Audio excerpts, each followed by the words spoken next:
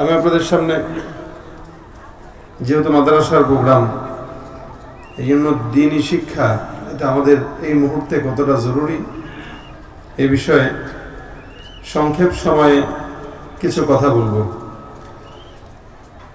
বাংলাদেশে, শুধু বাংলাদেশ নয়, গোটা বিশ্বে শিক্ষা ব্যবস্থা দুইটি, একটি হচ্ছে দ্বীনি, আরেকটি হচ্ছে দুনিয়াবি।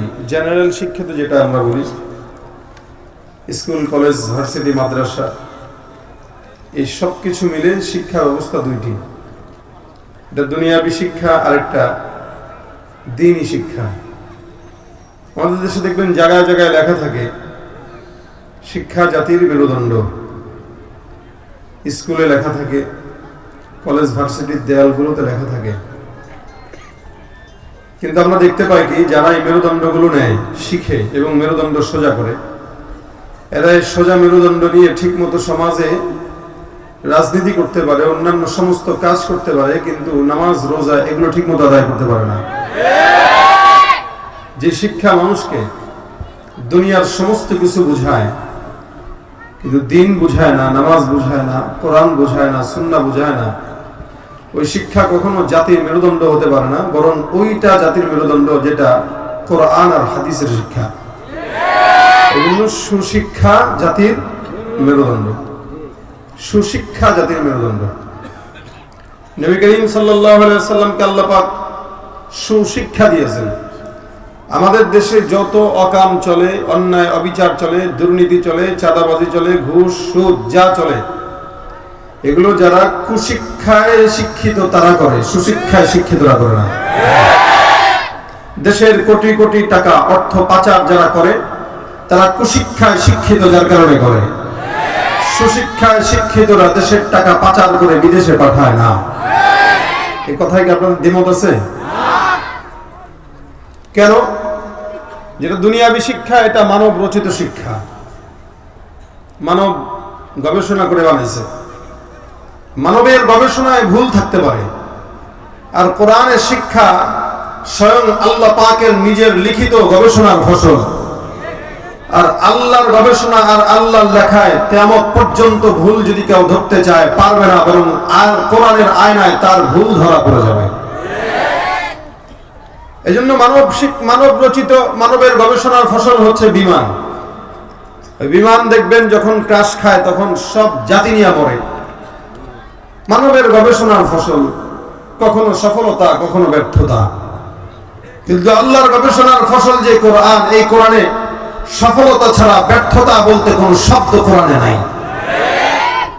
একদম সূরা ফাতিহা থেকে নিয়ে নাস পর্যন্ত আল্লাহ পাক চ্যালেঞ্জ করে দিয়েছেন যে আমি চ্যালেঞ্জ করলাম, কোরআনের মোকাবেলায় একটা কোরআন আনো, সূরার মোকাবেলায় একটা সূরা আনো, আয়াতের মোকাবেলায় একটা আয়াত আনো। কিয়ামত পর্যন্ত আল্লাহ পাক চ্যালেঞ্জ ছুড়ে দিয়েও এই জাতিকে সময় দিয়ে দিলেন, কিন্তু কোরআনের একটা নোক্তাকে উপর থেকে নিচে নামানোর যোগ্যতা আজ পর্যন্ত কোন ইমানের হয়েছে? হবে? কিয়ামত পর্যন্ত সময় আল্লাহ দিয়েছে। কারো সম্ভব নয় একটা নোক্তাকে উপর থেকে নিচে নামাবে, কারোর জন্য সম্ভব নয়। কারণ এটা কার গবেষণা? আল্লাহর গবেষণার ফসল।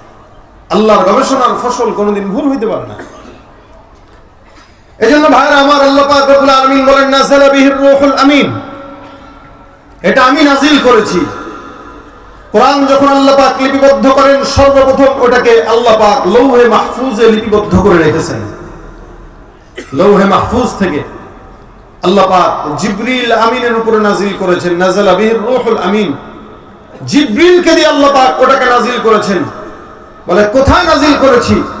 হে রাসূল, আলা কলবিক, আপনার কলবে আমি আল্লাহ কোরআনটাকে ঢুকিয়ে দিয়েছি। সুবহানাল্লাহ। মানে কোরআনটা আল্লাহ পাকের গবেষণা, এটা আল্লাহ পাক সিনার থেকে সিনায় ঢুকাইছেন। এজন্য রাসূল করিম সাল্লাল্লাহু আলাইহি সাল্লাম বলেন, আল্লামানি রাব্বি ফাআহসানা তা'লিমা, আদাবানি রাব্বি ফাআহসানা তা'দীবা। আমার ইলম ছিল না, আল্লাহর নবী উম্মি নবী ছিলেন, আপনারা জানেন। কারণ নবীকে যদি আল্লাহ পাক উম্মি না বানাইতেন, আর নবীর যদি কোনো শিক্ষক লাগতো, দুনিয়ার কোনো মানুষ নবীর শিক্ষক হলে সে তো নবীর চেয়ে বড় হয়ে যেত। এজন্য নবীকে আল্লাহ পাক উম্মি বানাইছেন।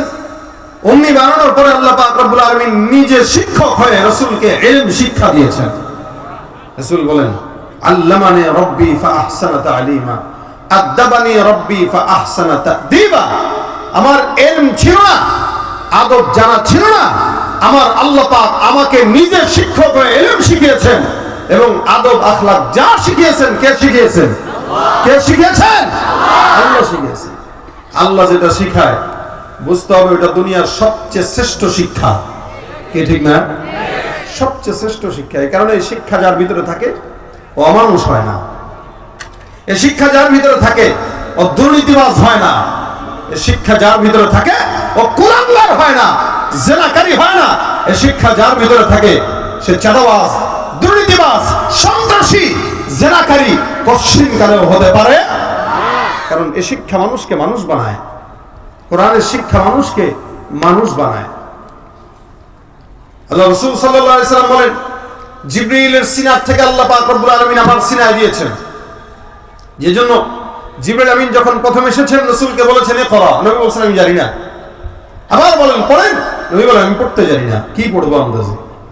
জিবরিল আমিন রাসূলের সিনার সাথে সিনা লাগাইলেন, চাপ দিলেন, ইকরা বিসমি রাব্বিকাল্লাযী খালাক, পড়েন আপনার রবের নামে যিনি সবকিছু সৃষ্টি করেছেন।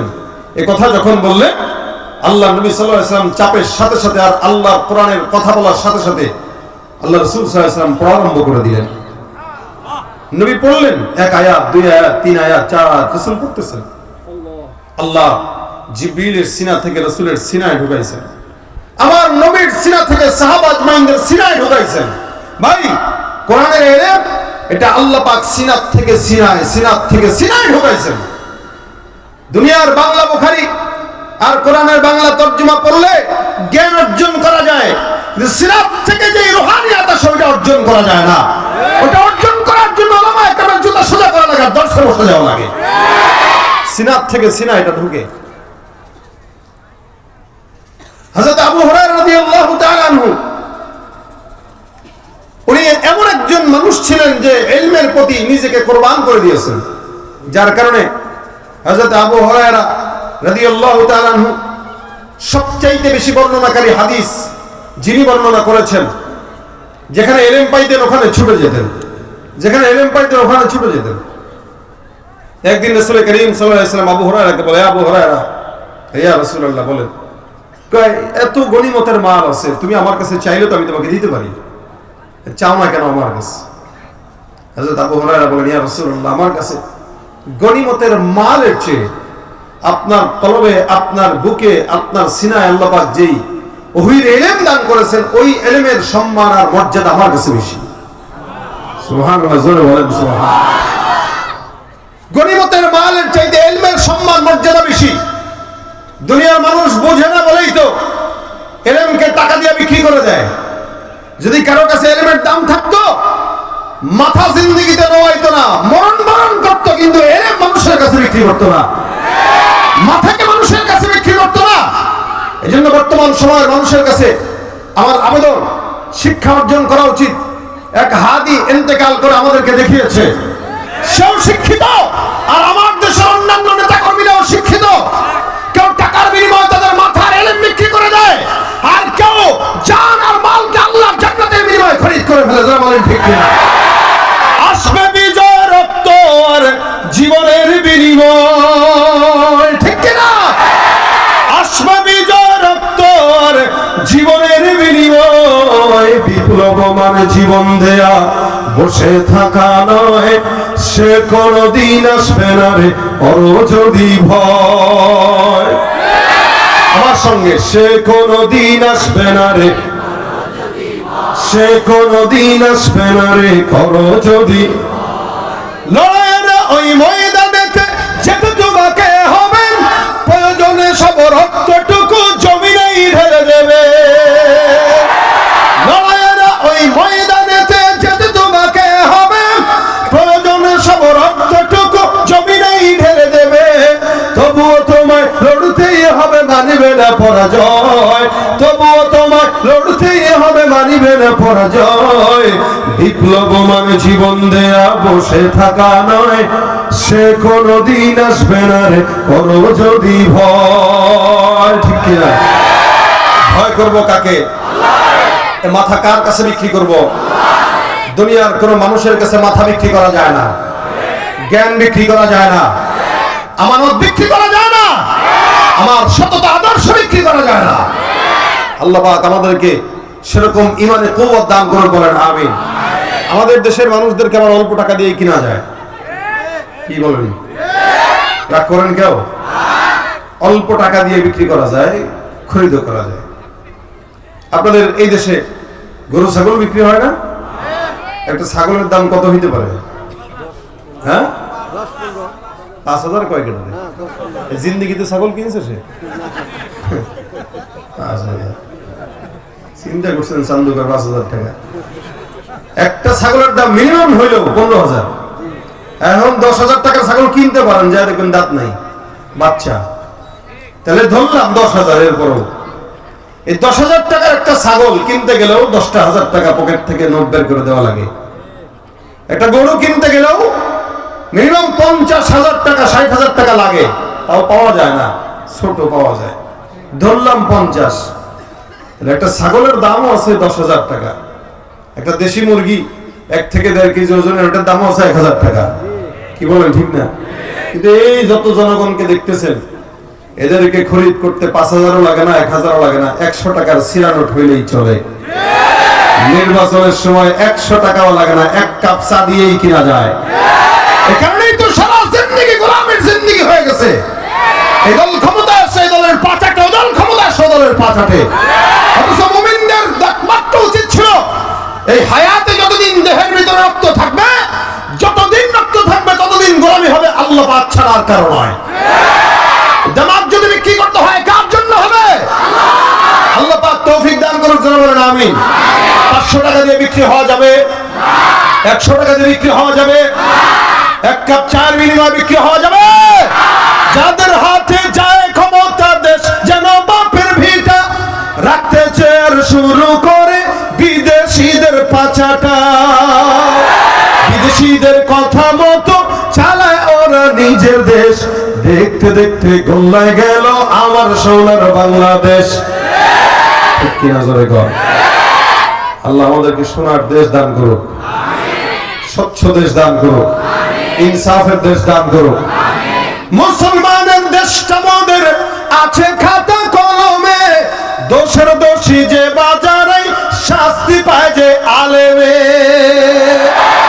ওরা ইসলাম বেচে ক্ষমতাটা পাকাপোক্ত করে বেশ, ইসলাম বেচে ক্ষমতাটা পাকাপোক্ত করে বেশ। দেখতে দেখতে গোল্লায় গেল আমার সোনার বাংলাদেশ, দেখতে দেখতে গোল্লায় গেল, দেখতে দেখতে গোল্লায় গেল, দেখতে দেখতে গোল্লায় গেল। কেউ দিল না, সবাই নিল, আমরা যে কুলুর বলদ, সারা বছর নেয় না খবর, নির্বাচনে খুব দরদ।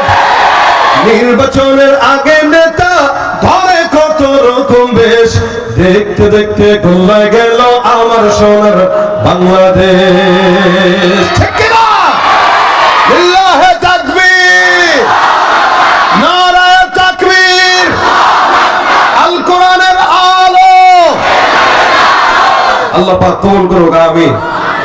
ভাইরা আমার, মানুষের কাছে বিক্রি হওয়া যাবে? মাথা বিক্রি করা যাবে? ইলম বিক্রি করা যাবে? বুদ্ধিজীবীরা বুদ্ধি বিক্রি করে হাজার হাজার কোটি কোটি টাকা দিয়া। দুনিয়ার সব বুদ্ধি তার মাথায় ঢুকলেও কোরআনের বুদ্ধি ঢুকে না। বুদ্ধি প্রতিবন্ধী। কথা বলেন ঠিক কিনা?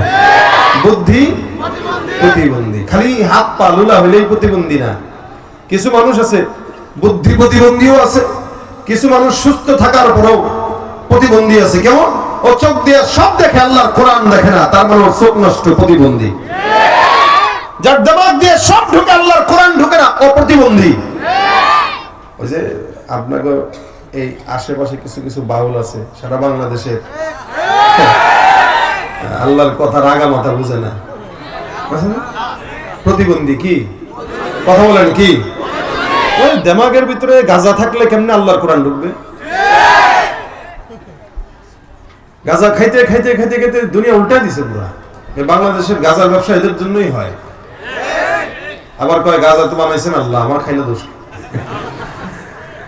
গরুর লেদা বানাইছে কে?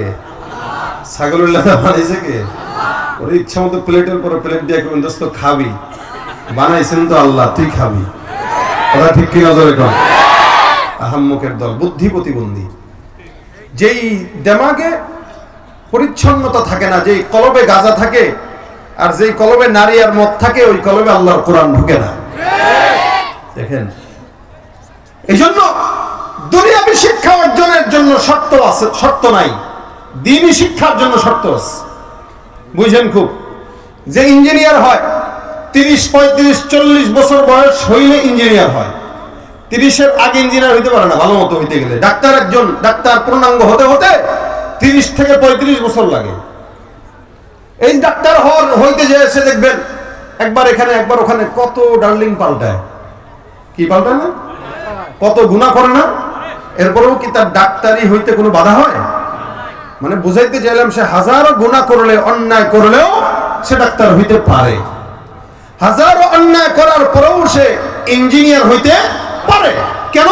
ইঞ্জিনিয়ার আর ডাক্তার হওয়ার জন্য পরিচ্ছন্ন কলব থাকার কোনো প্রয়োজন নাই, কিন্তু কোরআনের হাফেজ হওয়ার জন্য পরিচ্ছন্ন কলবের প্রয়োজন।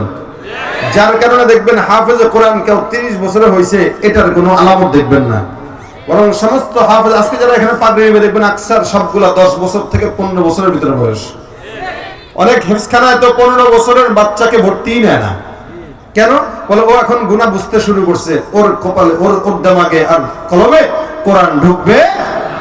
এজন্য তো দেখেন না, আমাদের দেশের বড় বড় মানুষ যারা আপনারা আছেন, সারা জিন্দগি কোরআন পড়ে নাই, শেষ বয়সে কোরআন শিখতে গেলে মুখ দিয়ে বের হয় না। আল্লাযী ওয়াসওয়াসু বলতেই সারা জিন্দগি শেষ। কত বড় বড় লিডার দেখলাম, এমপি মন্ত্রী দেখলাম, স্টেজে উঠা আউযু বিল্লাহি মিনাশ শাইতানির রাজিম বিসমিল্লাহির রহমানির রহিম। আছে কিনা? নাই। সব মুখে আসে, কোরআন মুখে ঢুকে না। কেন? নফস অপবিত্র, যার কারণে মুখ দিয়া বের হয় না। সালাম দাও দিতে, আসসালামু আলাইকুম, কি রে, আসসালামু আলাইকুম। আল্লাহ কয় তোর কলব নষ্ট, এই কারণে তুই সালাম বলতে পারছিস না। দ্বীনের জন্য পরিচ্ছন্ন হৃদয় শর্ত। পরিচ্ছন্ন একটা কলব যদি থাকে, আল্লাহ পাক তার সিনায় তত কোরআনের নূর দান করে দেয়। সুবহানাল্লাহ। সিনাত থেকে সিনায় আসে। আবু হুরায়রা বলেন, নবী করিম সাল্লাল্লাহু আলাইহি ওয়াসাল্লাম আমাকে বললেন, এ আবু হুরায়রা, তোমাকে আমি গনিমতের মাল দিতে চাই, তুমি নিবা কিনা? আবু হুরায়রা রাদিয়াল্লাহু তাআলা আনহু বলেন, ইয়া রাসূলুল্লাহ, আমার কাছে গনিমতের মালের চাইতে আপনি নবীর কাছে যেই ওহীর ইলম আছে, এই ওহীর ইলমের দাম আমার কাছে বেশি। পয়গম্বর, আপনার কাছে আমার অনুরোধ, আপনার কলবের থেকে ওহীর কিছু ইলম পারলে আমি আবু হুরায়রার সিনার মধ্যে দিয়ে দেন। সুবহানাল্লাহ। হুজুর, আমার টাকা পয়সা দরকার না, আমার ইলম দেন, আমার জ্ঞান দেন, জ্ঞান।